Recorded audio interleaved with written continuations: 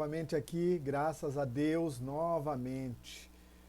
Em primeiro lugar, agradecer a Deus pela oportunidade de eu estar gravando. Como diz alguns amigos meus palestrantes, vamos parar de procrastinar e gravar. Então eu vou seguir no conselho cada vez mais, graças a Deus. Espero que vocês estejam bem. É o professor Deonério aqui quem vos fala. E hoje, neste momento, para podermos trabalhar a questão sobre aquela criança que acabou morrendo depois de um ato infracional. Duas crianças, infelizmente, tentaram um assalto, que é um ato infracional, e uma delas acabou morta pela polícia. Venho acompanhando os casos aí pelo jornal. Foi triste. Em casa, o pessoal chorou até ao ver a mãe saindo da delegacia com aquele filho.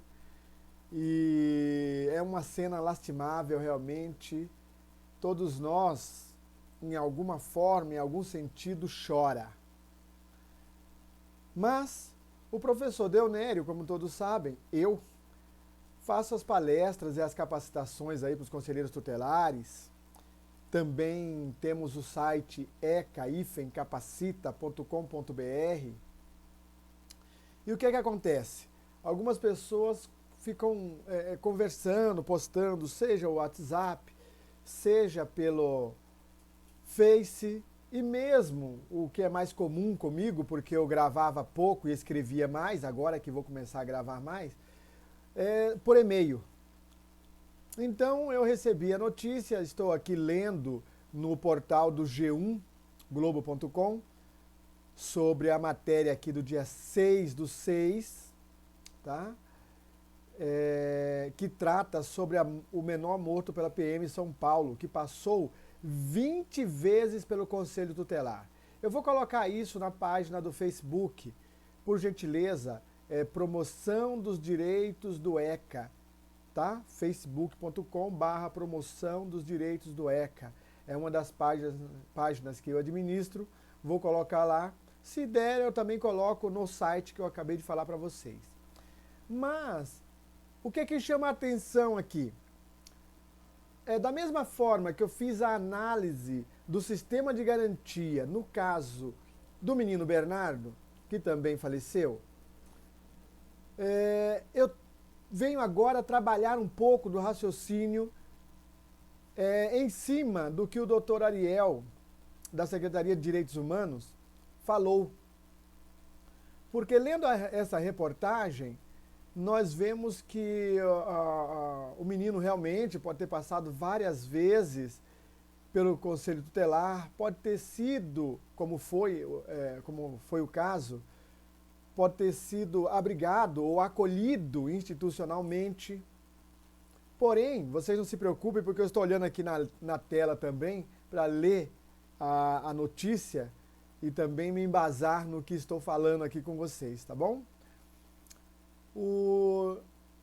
Nem sempre, diz a polícia aqui, olha, de acordo com o registro da polícia, entretanto, nem sempre os conselheiros tutelares, foram localizados. Em um boletim de ocorrência feito quando o menino foi apreendido tentando furtar uma bicicleta, ou seja, numa das vezes em que o menino foi apreendido, no boletim de ocorrência, os policiais fizeram constar que foram efetuadas diversas tentativas de contato com os membros do Conselho Tutelar de todas as regiões da cidade de São Paulo, tá? E que não houve nenhum resultado positivo.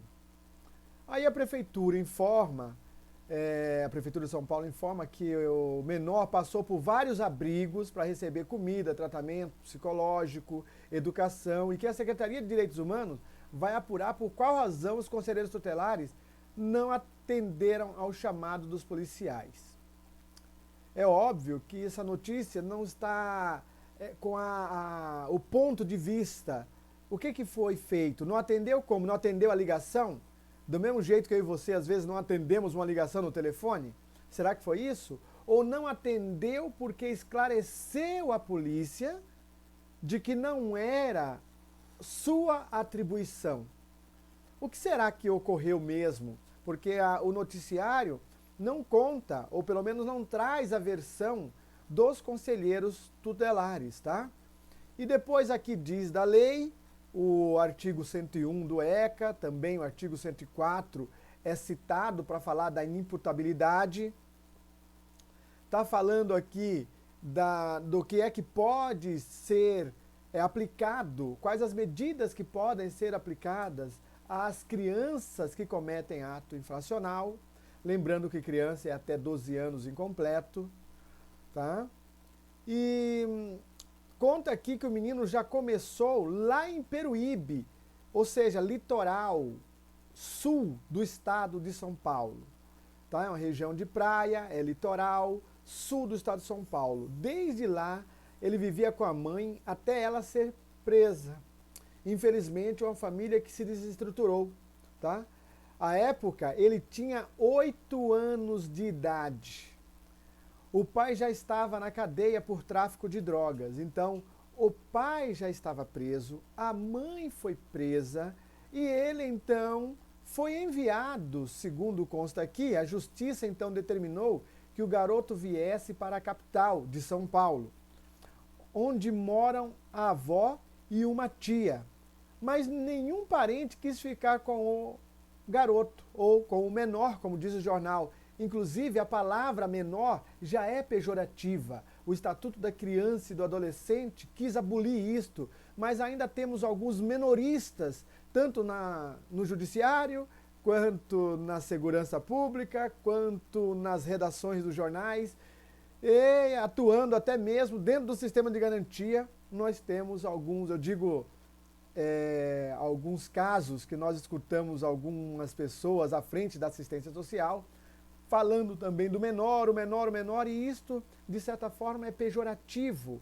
Já era antes, lá da situação do bem-estar do menor, tá?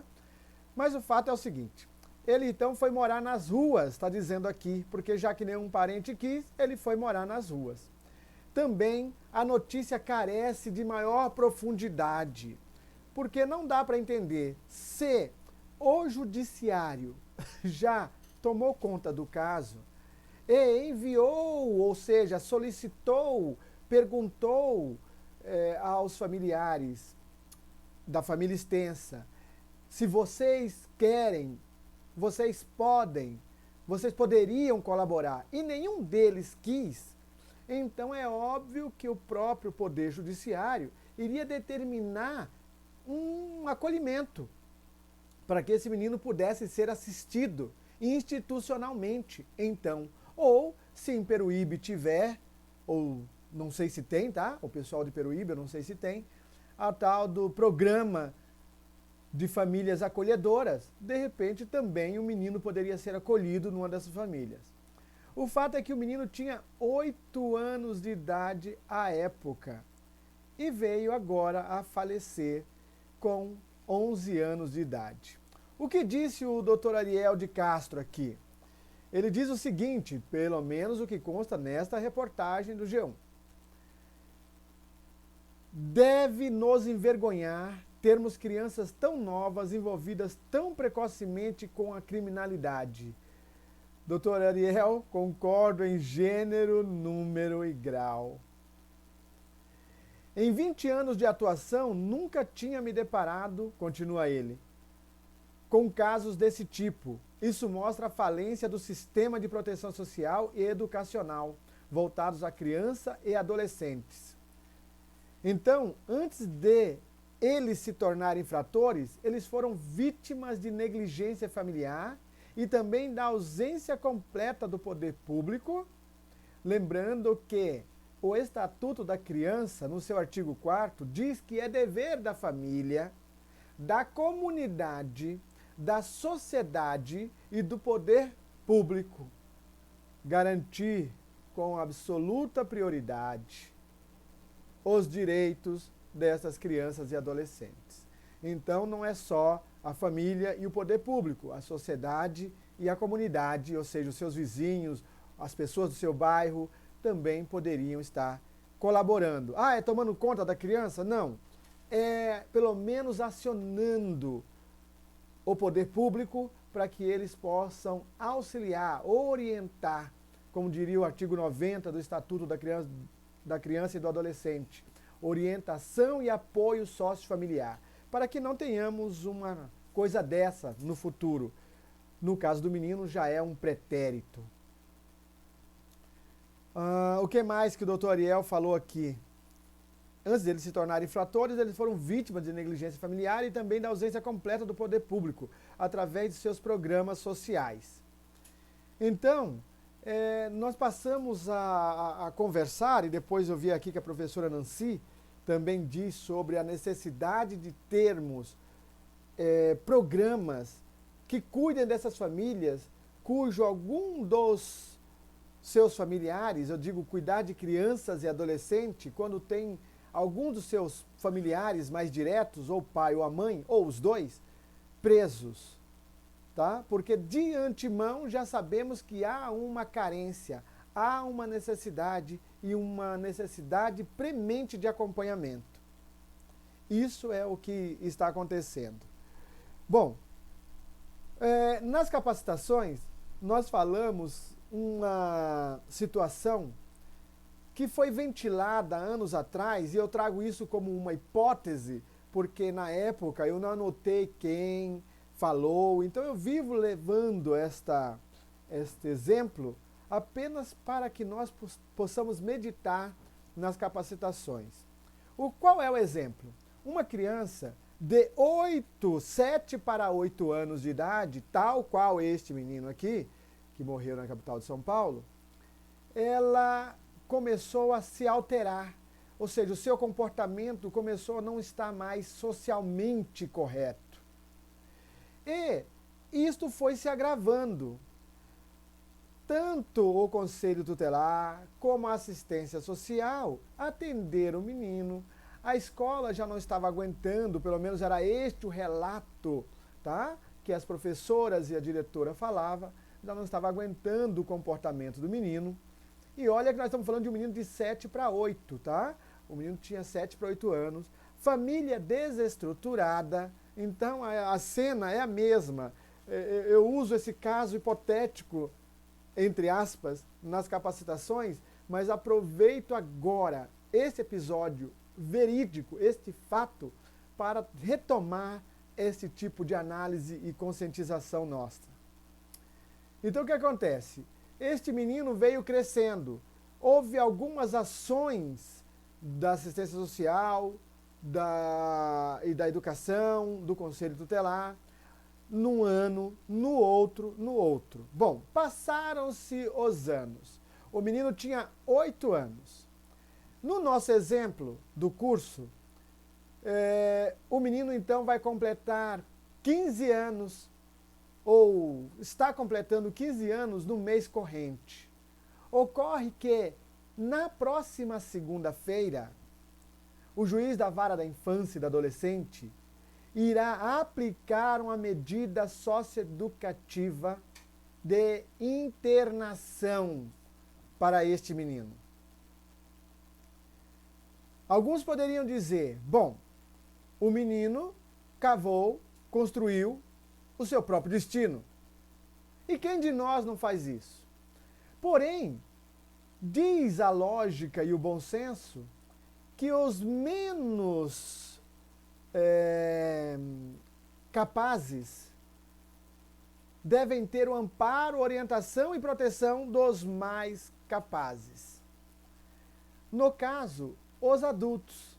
Nós, adultos, devemos de alguma forma, e veja, não digo no particular, mas digo institucionalmente, devemos de alguma forma garantir que estes meninos tenham seus direitos e possam se desenvolver sadiamente.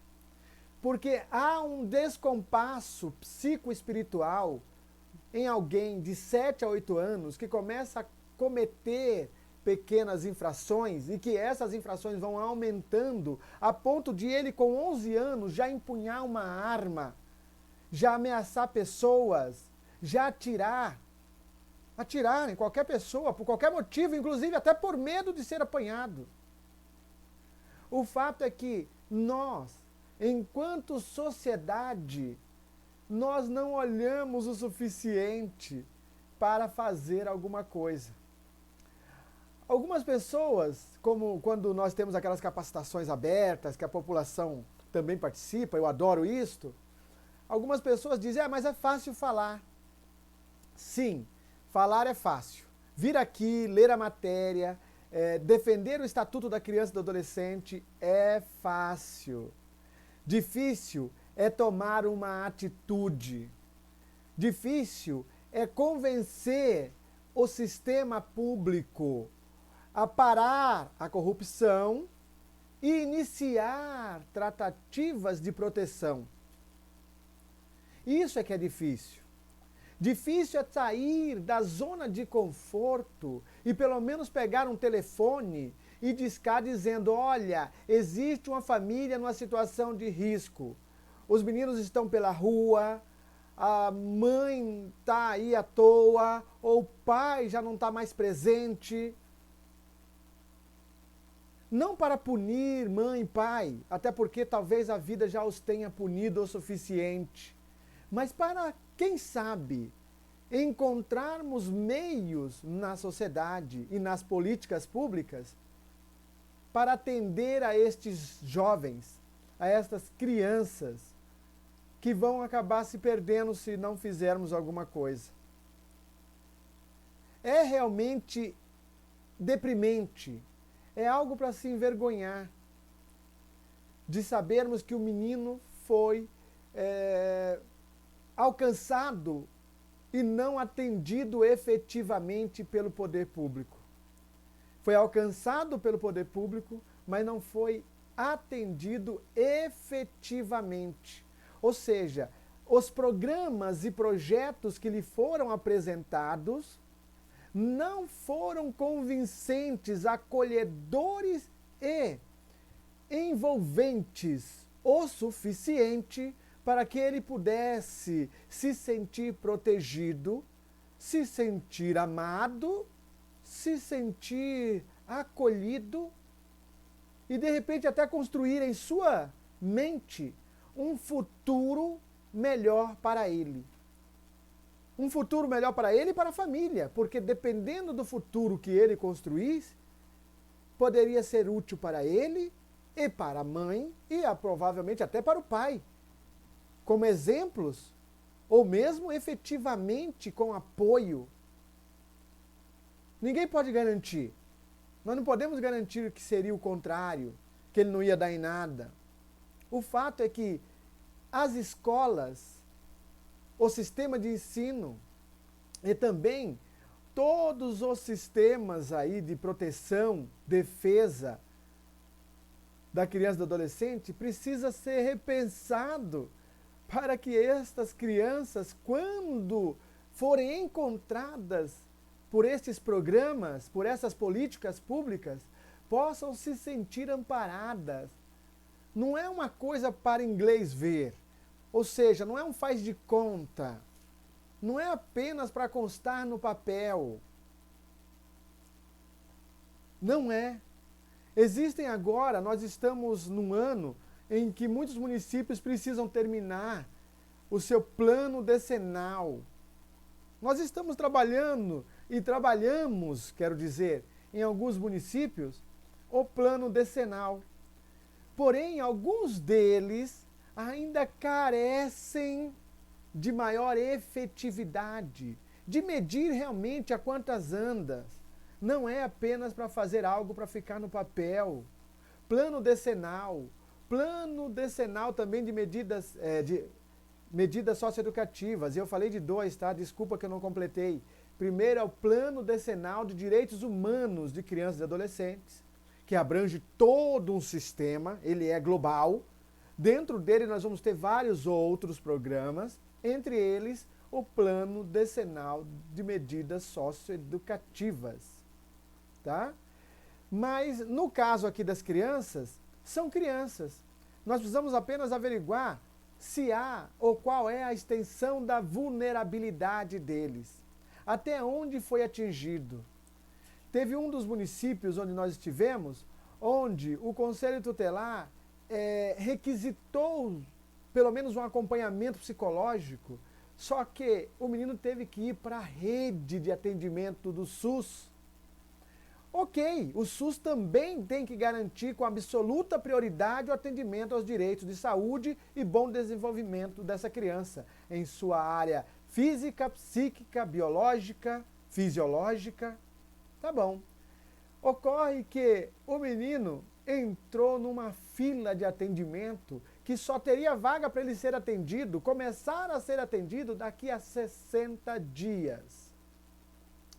Então nós perguntamos, se há agora algo contundente, algo assim de pressão, onde esse menino precise agora, já, de uma certa orientação e apoio psicossocial, onde ele vai encontrar? Porque daqui a 60 dias nós podemos ter perdido a vontade ou a oportunidade deste menino ser atendido pela rede e de repente mudar seu comportamento. Porque é necessário que haja algum tipo de acompanhamento psicológico. Em alguns casos mais graves, o psicólogo é quem vai dizer, talvez até psiquiátrico. O fato é que a identidade dessa pessoa foi atingida, porque não é normal um menino de 10 anos empunhar a arma. Ah, mas isso é no meu mundo. Vai lá, não sei aonde, na comunidade X para você ver. Tá bom, se na comunidade X existe isso, então nós temos uma comunidade doente, que também não é o comum, não é o melhor para a sociedade, nem é o que é ensinado. Se a comunidade está agindo assim, se suas crianças com 7, 8, 9, 10 anos estão empunhando armas e ameaçando pessoas, então nós temos uma comunidade inteira precisando de uma política pública efetiva, que os nossos governantes parem a corrupção e comecem rapidamente a proteção, porque senão não vai ter jeito. E aí fica uma discussão banal, querendo reduzir a maioridade penal, querendo que meninos de 16 anos passem a ser imputáveis pela lei.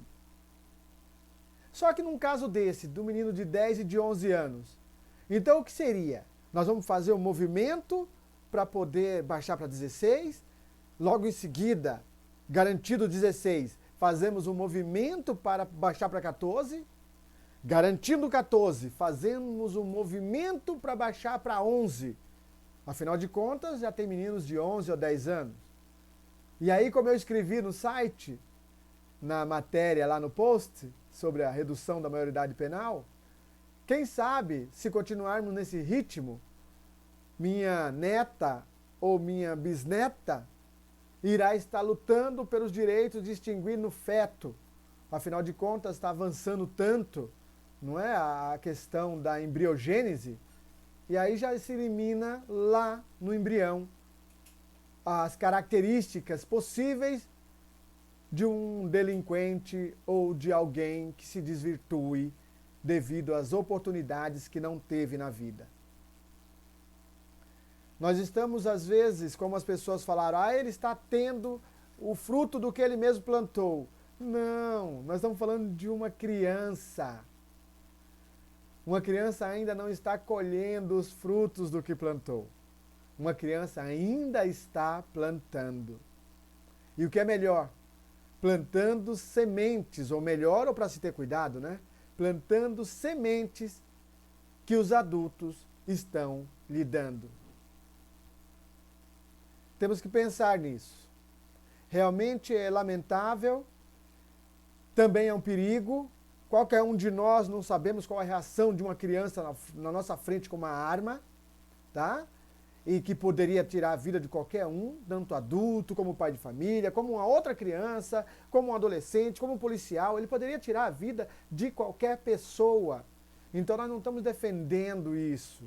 Nós estamos dizendo apenas e tão somente que há uma espécie de influência negativa, perversa, que desvirtuou a mente de uma criança a ponto dela chegar neste patamar. Finalmente, vamos comentar aqui o que foi dito pela polícia quando disse que acionou o Conselho Tutelar e o Conselho Tutelar não atendeu. Como eu disse, nós não temos aqui a visão do Conselho Tutelar.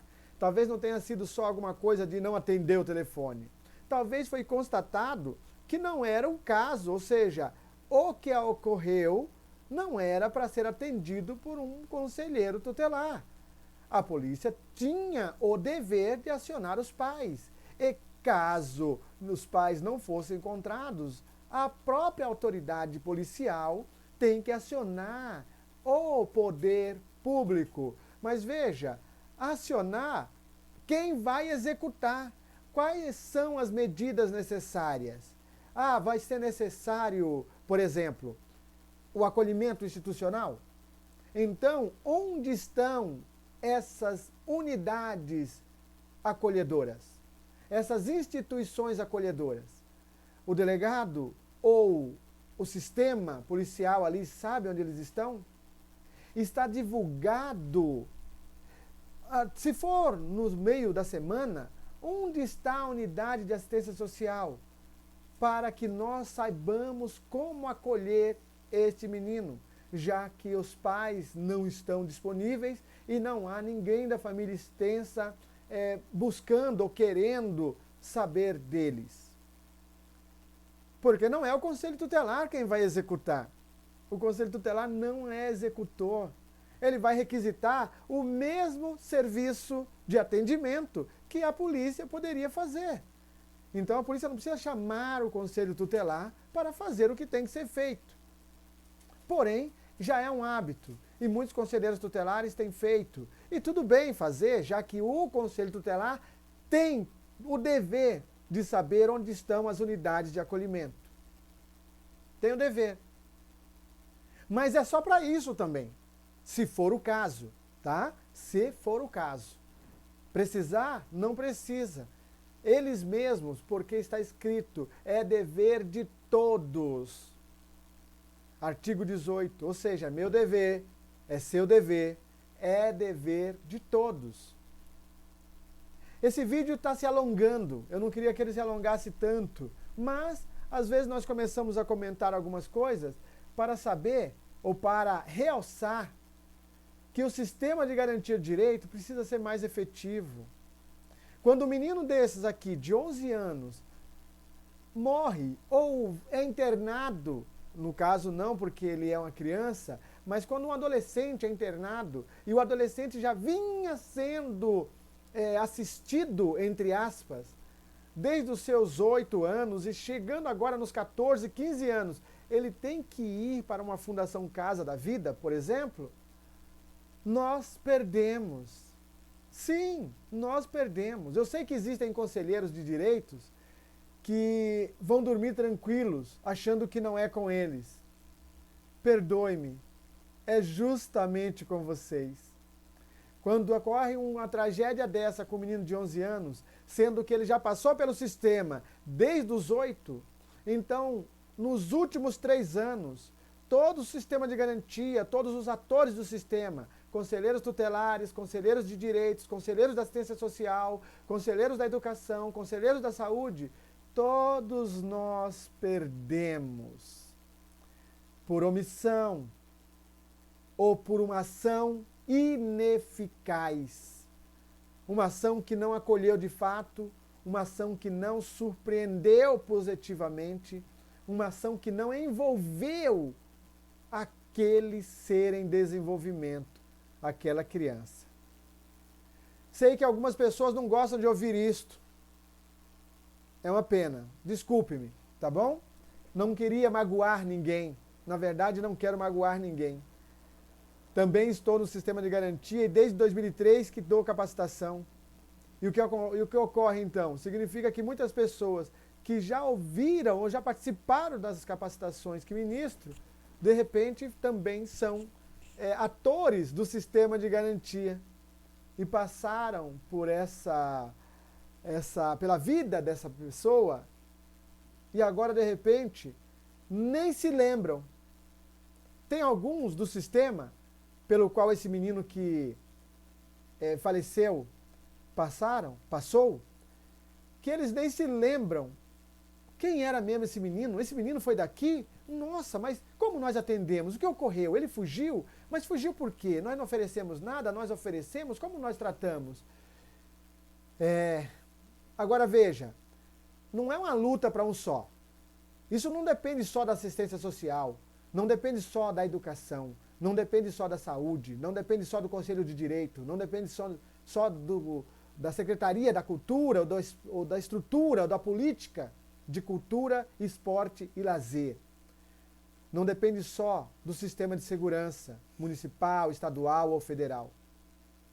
Isso é algo para ser trabalhado em toda a rede interativamente.